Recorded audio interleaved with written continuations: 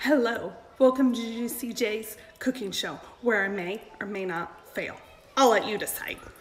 Today I'm making a pork roast. This is a Sunday tradition that if you come to my house for the last few years, this is what you're gonna get.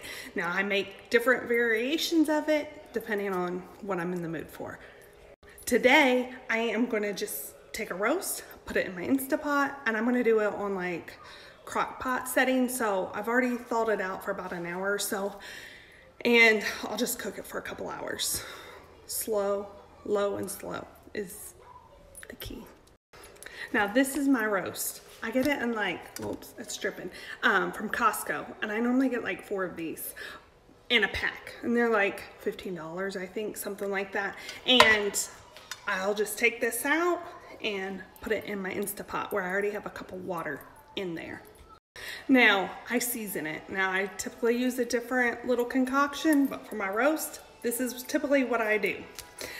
I use a half of a stick to a stick of butter, and I put that on my roast and then top it off with one of these ranch packets. You can use the generic kind, you can use some from the dollar store, it doesn't matter, but I love it because it has all the seasoning in one pack, and that's it. Okay, this is what it looks like. I did like a half stick of butter and then a half pack of the ranch pack. And then now, today how I'm gonna make it is I'm just gonna put in some potatoes and carrots and some onion and maybe a little bit of celery, and that's all. Now I cut about 2 stalks of celery. I'm only putting that in really for the flavoring, so that's why I didn't go crazy with it. Next, I'm going to put in some of these potatoes. Now, I mean, you can use whatever potatoes. I'm gonna cut these in half. I end up cutting those potatoes into quarter chunks. Then I'm gonna dump in maybe like a half bag of carrots. I'm gonna cut up about this much of an onion. I'm gonna leave it in bigger chunks. I'm gonna use it more for the flavoring. Okay, that's what it looks like. I'm gonna put the lid on, set my timer, and walk away. Now, I love this meal because it's super easy. Today, I put the potatoes in there, so then I don't have to make potatoes later on. I'll just serve it with some sour cream, salt and pepper tonight.